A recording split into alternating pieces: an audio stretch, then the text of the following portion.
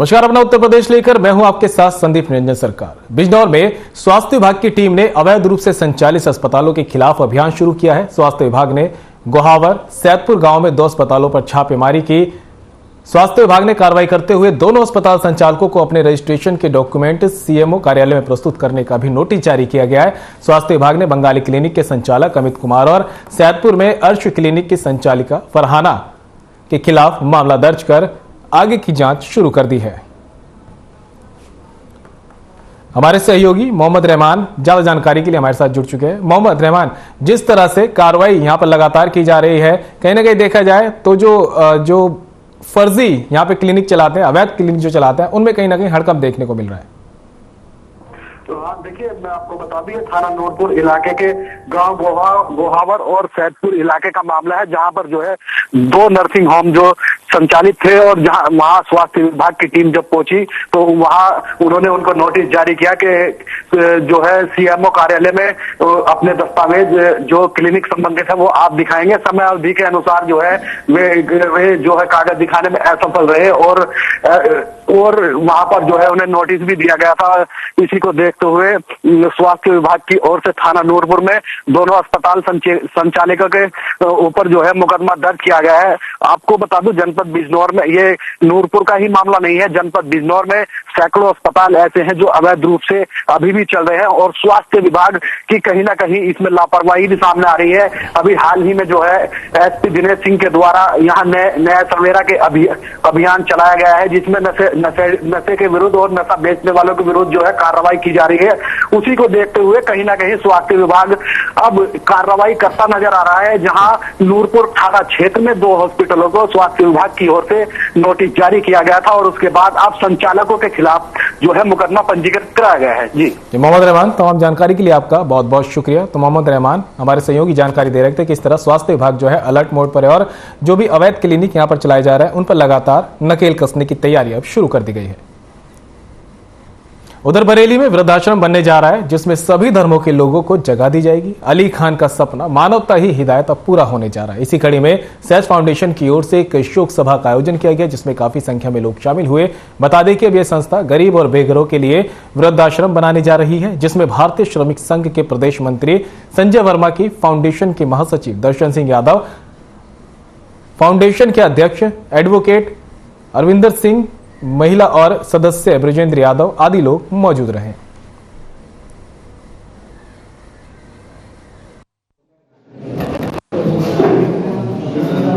एक बरेली शहर में एक वृद्धाश्रम बनाना चाह रहे हैं। हमारी एक संस्था है सैज फाउंडेशन सेवा ट्रस्ट वृद्धाश्रम समिति, तो उसके हमारे एक संस्थापक सदस्य थे हिदायत अली खान, उनका पिछले दिनों स्वर्गवास हो गया।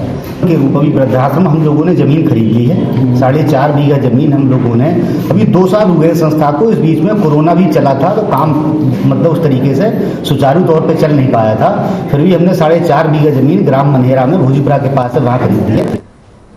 उधर लखनऊ में पसमानदा मुस्लिम समाज संगठन द्वारा एक सम्मेलन का आयोजन किया गया, जिसमें मुख्य रूप से पसमानदा मुस्लिम समाज के राष्ट्रीय अध्यक्ष और पूर्व मंत्री अनीस मंसूरी ने शिरकत की। इस मौके पर मुस्लिम पसमानदा समाज मंडल अध्यक्ष समाजवादी के प्रत्याशी सलमान खुर्शीद भी मौजूद रहे। वही राष्ट्रीय अध्यक्ष ने कहा कि पसमानदा समाज वोट बैंक नहीं है, कोई पार्टी से अपना वोट बैंक ना समझे। पसमानदा मुस्लिम समाज के राष्ट्रीय अध्यक्ष और पूर्व मंत्री अनीस मंसूरी ने कहा कि कांग्रेस पार्टी आज भी पसमानदा मुस्लिम विरोधी सिद्धांत पर चल रही है। उन्होंने कहा कि कांग्रेस पार्टी के नवनिर्वाचित अध्यक्ष मल्लिकार्जुन खड़गे ने पार्टी की स्टीयरिंग कमेटी के 47 लोगों की जो सूची जारी की है। इस अवसर पर एजाज अहमद राइनी, हाजी नसीम मंसूरी, इलियास मंसूरी, एजाज अहमद एडवोकेट, मुबीन अहमद के अलावा भारी संख्या में लोग मौजूद रहे।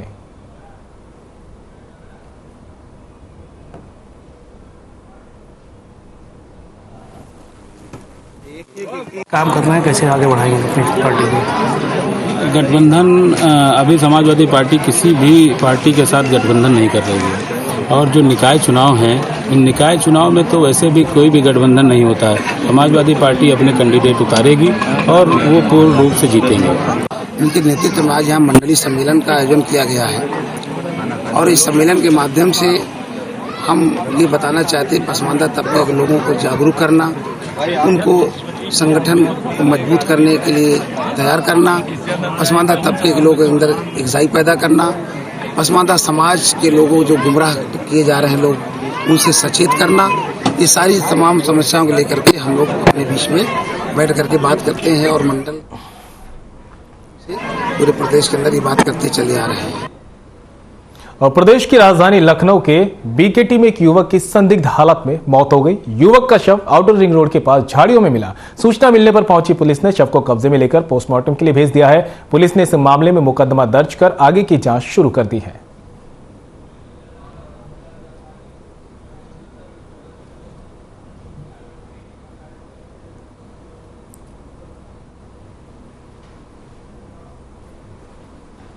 और बिजनौर के गांव छाछरी टीप में शहीद मनोज कुमार की प्रतिमा का अनावरण किया गया। सांसद और विधायक ने समाज सेवी गांववासी एवं शहीद फौजी के परिवार की मौजूदगी में अनावरण किया। शहीद मनोज कुमार की पोस्टिंग सियाचिन चल रही थी, जो अपने पैतृक गांव छुट्टी पर आए हुए थे। 20 नवंबर 2021 को एक सड़क हादसे में मनोज कुमार शहीद हो गए थे। वे अपने पीछे माँ बाप, भाई, पत्नी और एक छोटा बेटा छोड़कर पंचतत्व में विलीन हुए। उनकी पुण्यतिथि पर इनकी समाधि पर जनपद के सांसद मलूक नागर, विधायक सूची मौसमी चौधरी ने प्रतिमा अनावरण किया। अनावरण के बाद शहीद मनोज कुमार को पुष्प अर्पित कर श्रद्धांजलि दी गई और राष्ट्रीय गान गाकर देश की सेवा करने वालों को याद किया गया।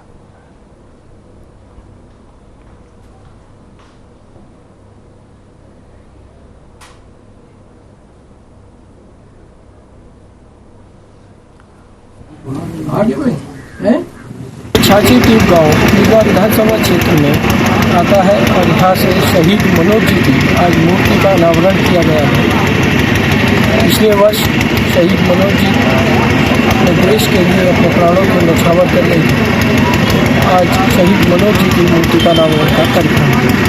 इसमें माननीय सांसद मलूक नागर जी, माननीय विधायक माननीय विधायक स्वामी अमरीश जी, बाकी पूरे अपने क्षेत्र के सभी ग्रामवासी लोग इस कार्यक्रम में उपस्थित रहे हैं। हम लोग शहीद मनोज जी को अपनी श्रद्धांजलि सुमन अर्पित करने के लिए आज उपस्थित हुए।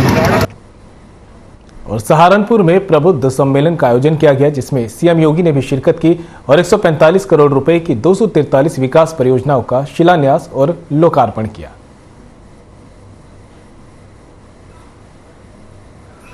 तो सहारनपुर को सीएम योगी ने सौगात दी है। 243 विकास परियोजना तोहफा दिया गया है।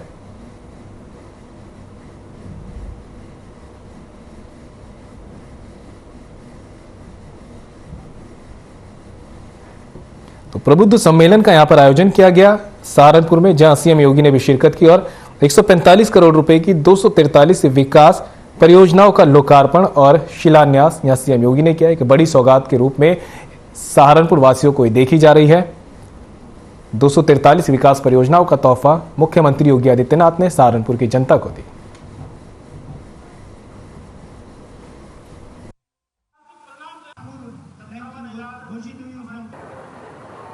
मैं आप सबका आभारी हूं कि विगत विधानसभा चुनाव के दौरान आप सबने चुनाव के दौरान तमाम प्रकार की अफवाहों को दरकिनार करते हुए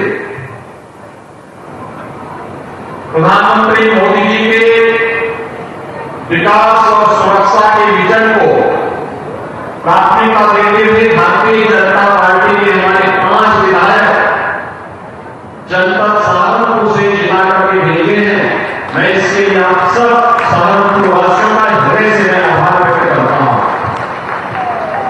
भाइयों बहनों, आज 145 करोड़ रुपए की लागत की कुछ परियोजनाओं की सौगात नगर निगम नगर निकायों से जुड़े हुए इन परियोजनाओं की सौगात सहारनपुर वासियों को उपलब्ध कराई जा रही है। अभी मैं पिछले दिनों भी यहां आया था। उस कार्यक्रम के दौरान एक संक्षिप्त मेरा यहां जनपद का प्रवास था। उस दौरान भी हम लोगों ने एक कार्यक्रम आयोजित किया था और आज मुझे इन सभी परियोजनाओं को भी आपसे देते हुए आज सभी से मैं कुछ बातों का अनुरोध करने के लिए आया हूं। भाइयों बहनों, आज सहारनपुर उत्तर प्रदेश का सबसे कोने का जनपद है। एक वो उत्तराखंड की सीमा आती है, दूसरी तरफ हरियाणा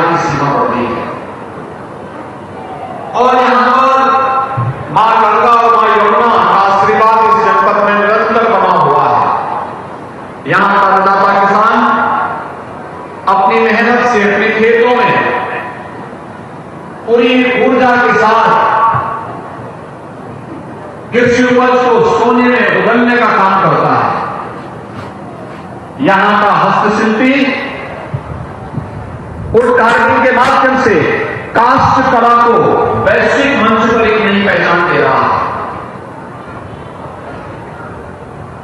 सहारनपुर उत्तर प्रदेश की तरह अनंत संभावना वाला प्रदेश है, जिन संभावनाओं को एक नई ऊंचाई तक पहुंचाना है और उन्हीं ऊंचाई तक पहुंचाने के लिए आज यहां के प्रबुद्धजनों के साथ, यहां के उद्योगपतियों, यहां के व्यापारियों, यहां के चिकित्सकों, यहां के अधिवक्ताओं, यहां के शिक्षकों और समाज जीवन से जुड़े हुए उन सभी प्रगतिशील किसान और युवाओं के साथ संवाद बनाने के लिए ही आज मैं आपके बीच यहां पर आया हूं। आप सबसे कहने के लिए कि भाइयों बहनों, विकास का कोई विकल्प नहीं है, लेकिन विकास के इस विकल्प के लिए सुरक्षा आवश्यक है और सुरक्षा के लिए अच्छी सरकार भी आवश्यक है।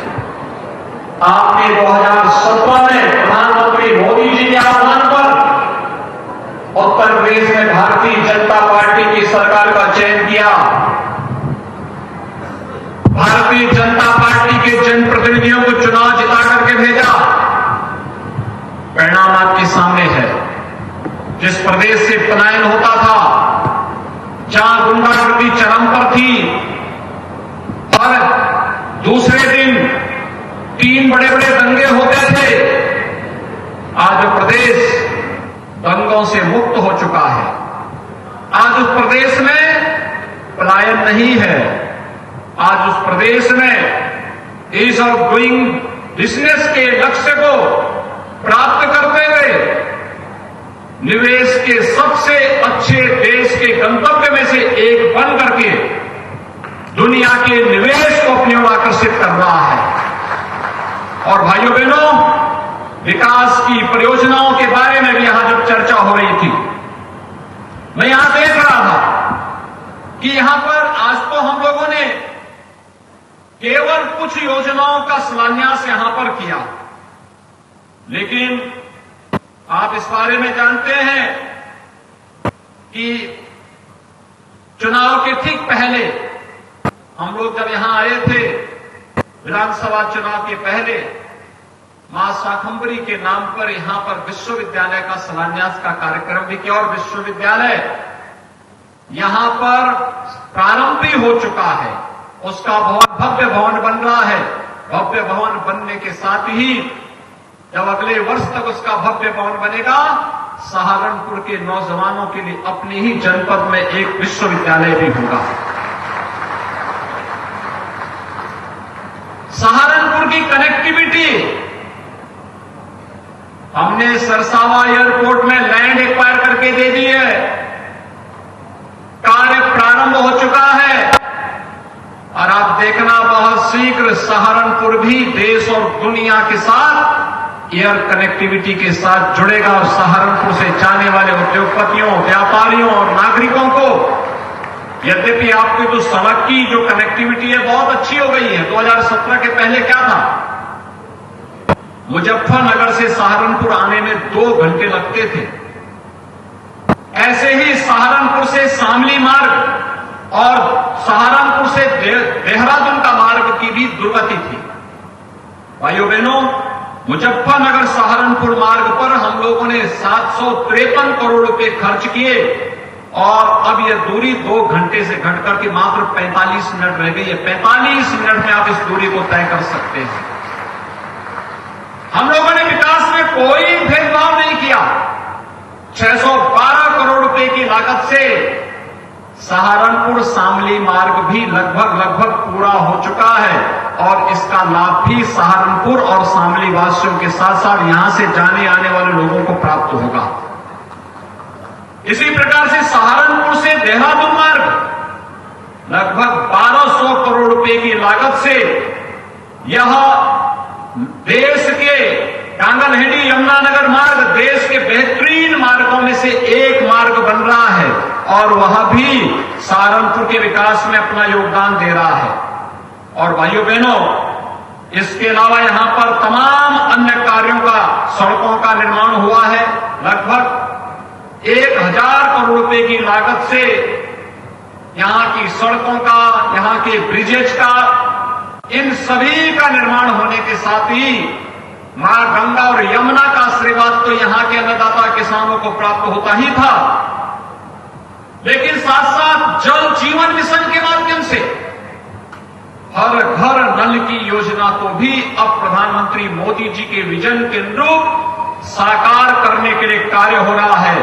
और इस पर भी हम तेजी के साथ आगे कार्य कराते हुए हर बस्ती को, हर घर को शुद्ध पेयजल के साथ जोड़ने का कार्य कर रहे हैं।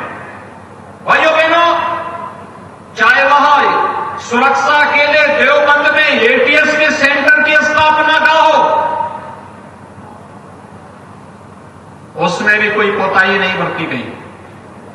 सुरक्षा हमारे लिए सर्वोच्च प्राथमिकता रखती है। और भाइयों बहनों, उन्हीं सब बातों को कहने के लिए आज मैं आया हूं। राजनीति के जो सबसे खराब पहलू है वह है कि पिछली सरकारों ने, भारतीय जनता पार्टी की सरकार आने के पहले जिन लोगों ने प्रदेश में शासन किया, उनकी राजनीति परिवारवाद तक सीमित थी। भ्रष्टाचार की भेंट चढ़ चुकी थी। परिवारवाद के नाम पर उन्होंने प्रदेश के नौजवानों के साथ, अन्नदाता किसानों के साथ, व्यापारी बंधुओं के साथ में, उद्यमियों के जीवन के साथ खिलवाड़ करने का काम किया। राजनीति का अपराधीकरण किया और अपराधियों का राजनीतिकरण करने का पाप भी किया था। और वही कारण था कि प्रदेश में कोई आना नहीं चाहता था। जिन लोगों ने पहले से निवेश किया था वे प्रदेश से पलायन कर रहे थे। किराना और कांदला जैसी घटनाएं प्रदेश में होती थी। आज मैं कह सकता हूं, उत्तर प्रदेश में जो निवेशक था, जो व्यापारी था, जो उद्यमी था, जो कभी सपा के समय में भाग चुका था, आज वो वापस उत्तर प्रदेश के अंदर वापस आ चुका है। हां, अपराधी प्रदेश छोड़कर के भाग रहा है। अपराध और अपराधियों के लिए, भ्रष्टाचार और भ्रष्टाचारियों के लिए जिस जीरो टॉलरेंस की बात हम लोगों ने 2017 के विधानसभा चुनाव के पहले कही थी, आज भी हम उस पर पूरी प्रतिबद्धता और पूरी ईमानदारी के साथ कार्य कर रहे हैं। आज भाइयों बहनों, जब प्रदेश में नियुक्ति की प्रक्रिया प्रारंभ होगी, आज सुबह ही मिशन रोजगार के अंतर्गत 1354 स्टाफ नर्सेज की भर्ती की नियुक्ति प्रपत्र वितरण का कार्यक्रम हुआ, तो मुझे तब प्रसन्नता होती है जब प्रदेश के सभी 75 जनपद से जुड़े हुए युवा उसमें शामिल होते हैं और उनका चयन होता है। आज जब मैं देख रहा था तो सहारनपुर की भी कुछ बेटियों को नियुक्ति पत्र मुझे मैं दे रहा था, क्योंकि ईमानदारी पूर्वक पारदर्शी तरीके से चयन की प्रक्रिया में उनका सिलेक्शन हुआ था और वे सरकारी नौकरी प्राप्त पा रही है। 5 लाख नौजवानों को हम लोगों ने प्रदेश के अंदर सरकारी नौकरी दी।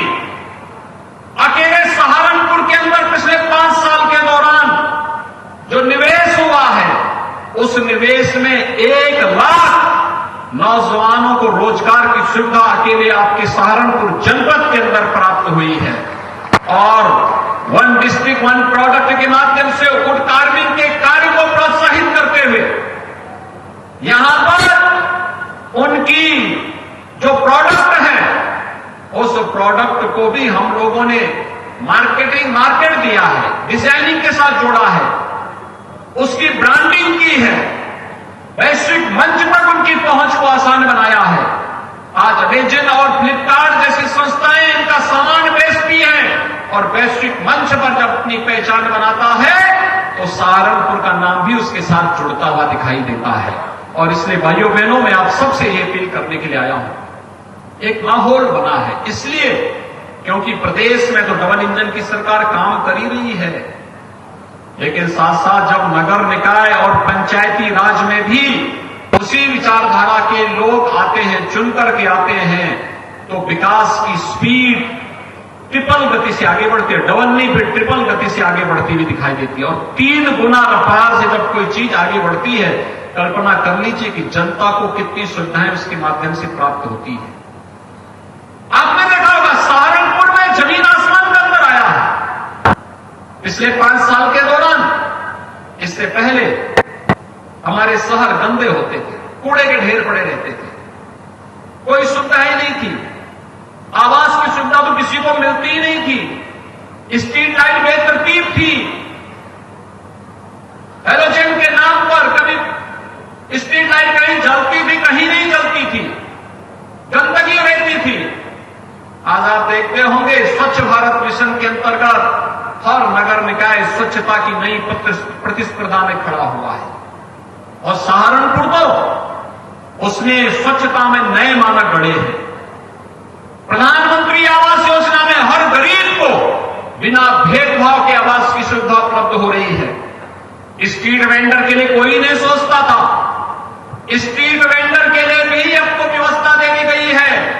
पीएम स्वनिधि योजना के अंतर्गत अगर वह डिजिटल पेमेंट के साथ जुड़ता है तो ब्याज से मुक्त ऋण उपलब्ध कराने की सुविधा स्ट्रीट वेंडर को उपलब्ध करवाने की तैयारी पीएम स्वनिधि योजना के अंतर्गत पहले की जा चुकी है और उसमें अब तक प्रदेश के अंदर लगभग 9 लाख स्ट्रीट वेंडर को इस सुविधा का लाभ दिया जा चुका है। आपके सहारनपुर में भी 18,000 से अधिक स्ट्रीट वेंडर इस सुविधा का लाभ प्राप्त किए हैं।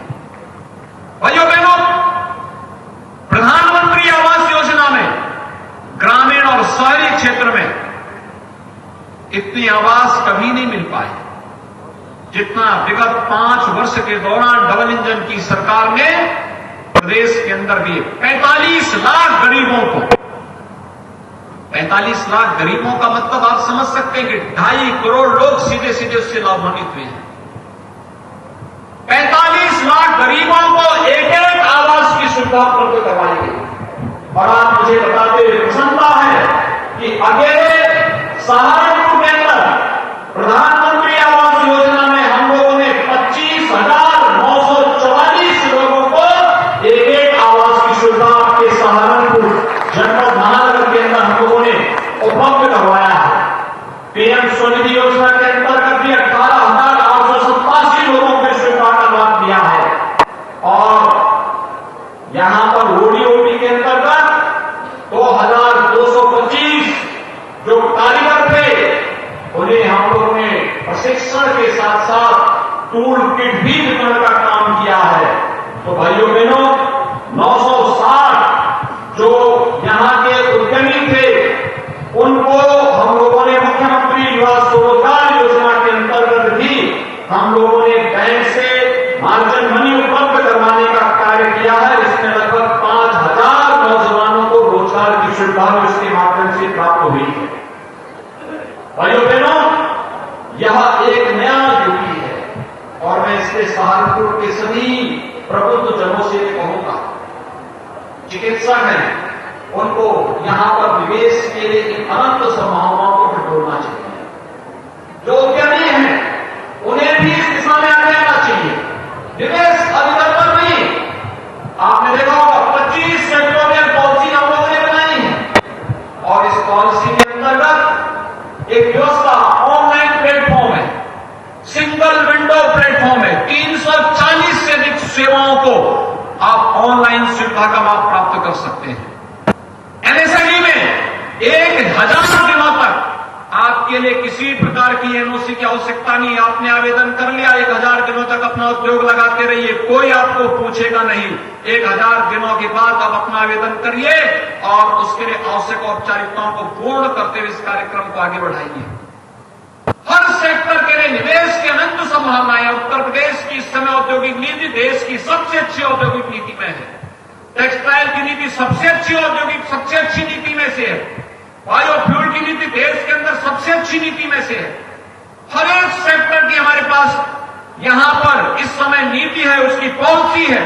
उस पॉलिसी के दायरे में आकर के अगर हम निवेश करते हैं तो निवेश आपको न केवल लाभान्वित करेगा बल्कि अनंत और ढेर सारे रोजगार का सृजन भी करेगा।